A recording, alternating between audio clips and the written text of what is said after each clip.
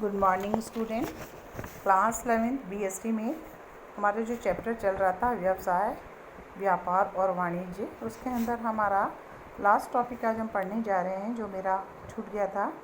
व्यवसाय का आरंभ, उसको यानी एक व्यवसाय को जब हम आरंभ करने जा रहे हैं तो किन किन मूल घटकों पर हमें ध्यान देना चाहिए, उसको आज हम पढ़ लेते हैं कि किस प्रकार से किसी भी व्यवसाय को जो हम शुरू करने जाते हैं तो किन किन तत्वों का, किन किन घटकों का हमें ध्यान रखना चाहिए, क्योंकि ये घटक हमारे लिए इतने इम्पॉर्टेंट है कि चुनाव करते समय अगर इनमें से हमने किसी भी घटक की उपेक्षा की तो वह हमारे व्यावसायिक उद्देश्य के अंदर बाधा उत्पन्न कर सकते हैं। जानते हैं आप सभी कि जब भी मनुष्य अपने व्यवसाय का प्रारंभ करता है तो उसे अब जैसे मनुष्य विभिन्न संसाधनों का उपयोग कर प्रयत्नों को किसी निश्चित उद्देश्य को प्राप्त करता है।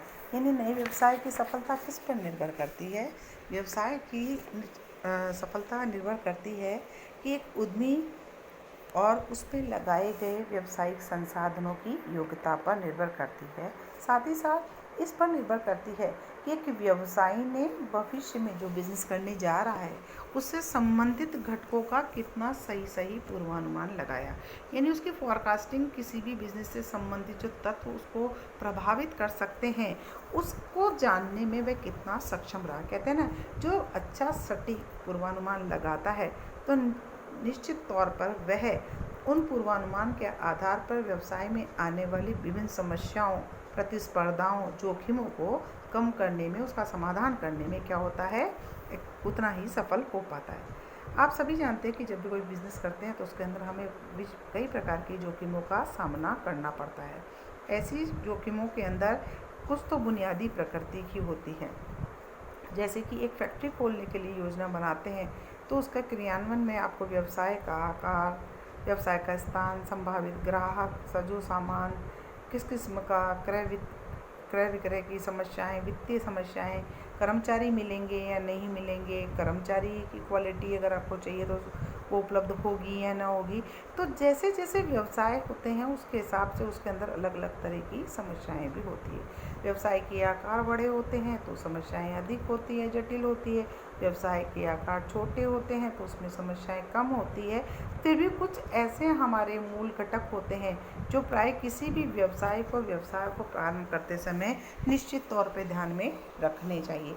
तो आइए आज हम उन बेसिक घटकों को ही जानने का प्रयास करते हैं। सबसे पहला घटक हमारा आता है व्यवसाय के स्वरूप का चयन। किसी भी उद्यमी के लिए नया व्यवसाय प्रारंभ करने से पूर्व अपने व्यावसायिक स्वरूप के विभिन्न प्रकृति और उसके प्रकार पर ध्यान देना चाहिए। क्यों?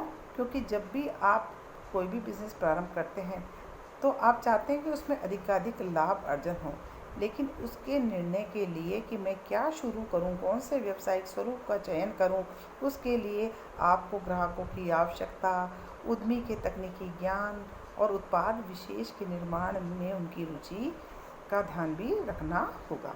दूसरा होता है व्यवसाय का आकार। जब भी हम कोई व्यवसाय प्रारंभ करते हैं तो हमें ये ध्यान रखना कि हम किस आकार का व्यवसाय खोलेंगे, है ना। तो आप उन घटकों को ध्यान रखें कि आकार मुझे बड़ा खोलना है या छोटे का खोलना है। तो उसके लिए ज़रूरी होता है कि आप उस उत्पाद के जिसका आप बिज़नेस करने जा रहे हैं उसकी मांग बाज़ार में अच्छी हो तो आप बड़ा व्यवसाय खोल सकते हो। लेकिन अगर उसके लिए आप पूंजी की व्यवस्था कर सकते हो तो आप बड़े व्यवसाय खोल सकते हो।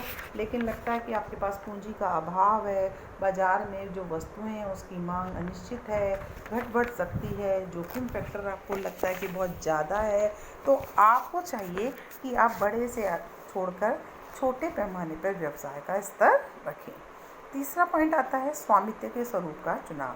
आपने व्यवसायिक स्वामित्व के स्वरूप के आपने पढ़े, कई स्वरूप होते हैं, एकाकी व्यापार, साझेदारी व्यापार, संयुक्त पूंजी वाली कंपनी। तो आपको अपने किसी भी स्वरूप का चुनाव करते समय कि मुझे अगर एकाकी व्यापार कब चुनते हैं, जब आपको लगता है कि नहीं मुझे ज़्यादा पूंजी मेरे पास नहीं है तो हम एकाकी व्यापार को, ज़्यादा टेक्निकल योग्यताएं नहीं है, एकाकी व्यापार को चुन लो। तो आपको स्वरूप का चयन करते समय पूंजी की आवश्यकता, दायित्व, लाभ का विभाजन, औपचारिकताएं, कानूनी व्यवसाय कितने समय तक चलाना है, हस्तांतरण, ये सब बातों को ध्यान में रखते हुए आपको अपना व्यवसाय के स्वरूप का चुनाव करना चाहिए। फिर अगला पॉइंट जो मोस्ट इम्पॉर्टेंट है, उद्यम का स्थान। कहते हैं ना कि व्यवसाय है जब भी हम स्थापित करना चाहते हैं तो आपका सबसे महत्वपूर्ण घटक होता है कि वह स्थान जहाँ से आप व्यवसायिक क्रियाओं को चालू रखेंगे, यानी वह स्थान जहाँ आप व्यापार करेंगे। इसके संबंध में अगर आपने किसी भी प्रकार की गलती की तो आपको क्या होगा कि आप ऊंची लागत पर उत्पादन की ऊंची लागतें हो सकती है, उत्पादन निवेश की प्राप्ति में अविसुविधा, ग्राहकों की अच्छी सेवाएं नहीं देने की कठिनाई का सामना कर सकते हैं। कहते हैं ना, बिजनेस खोला, मान लो बाजार से दूर है तो आप ग्राहकों को कैसे अपनी ओर आकर्षित करेंगे? नहीं कर सकते। आपको माल उत्पादित कर रहे हैं और आपका मालूम पड़ता है कच्चा माल बहुत दूर है, मंडी दूर है, बिजली नहीं होती है, पानी नहीं होता है, यातायात नहीं है, बैंकिंग नहीं है। तो ये सारी चीज़ें एक महत्वपूर्ण विचारणीय तत्व होते हैं जिनको ध्यान में रखते हुए आपको अपने उद्यम का स्थान चयन करना चाहिए। फिर आता है प्रतिस्थापन की वित्तीय व्यवस्था। कहते हैं किसी भी कार्य को करने के लिए आपको किसकी आवश्यकता होती है? पूंजी की आवश्यकता होती है। पूंजी की आवश्यकता व्यापार को चलाने के लिए और उसको निरंतरता बनाए रखने के लिए। तो आपको कितनी पूंजी की आवश्यकता होगी? स्थायी पूंजी की कितनी आवश्यकता होगी? चालू पूंजी की कितनी आवश्यकता होगी? दैनिक कार्यों को करने के लिए कितनी पूंजी की आवश्यकता होगी? इसलिए आपको कितनी वित्तीय व्यवस्था है, किस प्रकार की व्यवस्था को आप कर सकते हैं, उसके लिए समुचित वित्तीय योजना की पूंजी की आवश्यकताएं, किन संसाधनों से आप पूंजी को प्राप्त करेंगे, पूंजी का उपयोग किस प्रकार से करेंगे, इसकी निश्चित रूपरेखा बनानी होगी। फिर आता है भौतिक सुविधाएं। किसी भी व्यापार को प्रारंभ करने के लिए उसको भौतिक सुविधाओं को भी ध्यान में देना चाहिए, जिससे मशीनें, सजो सामान, भवन और सहायक सेवाएं, जिसमें क्या शामिल होती है? जैसे हमारी मशीनें, उसका सजो सामान, भवन, सहायक सेवाएं आदि। महत्वपूर्ण घटक का निर्णय व्यवसाय की प्रकृति, उसका आकार, वित्त की उपलब्धता, उत्पादन प्रक्रिया पर क्या करता है? निर्भर। एक और महत्वपूर्ण पॉइंट आता है, वो आता है संयंत्र अविन्यास। संयंत्र अविन्यास क्या होता है? जिसको हम बोलते हैं प्लांट आउटलेट। जब भौतिक सुविधाओं की आवश्यकताएं निश्चित हो जाती है तो उद्यमी को संयंत्र का एक ऐसा नक्शा तैयार करना चाहिए जिसमें सभी आवश्यक सुविधाएं शामिल हों। अविन्यास क्या होता है? प्रत्येक का आशय होता है प्रत्येक उस वस्तु की व्यवस्था करने से जो कि उत्पाद के निर्माण के लिए आवश्यक होती है। अर्थात जैसे आप जानते हैं कि किसी भी काम को चालू करने के लिए, व्यवसाय को, आपको एम फैक्टर्स चाहिए, जैसे मशीन चाहिए, मानवीय श्रम चाहिए, कच्चा माल चाहिए, यानी मटेरियल चाहिए, ठीक है। फिर आता है हमारा मार्केट, जो कि निर्मित माल की भौतिक व्यवस्था।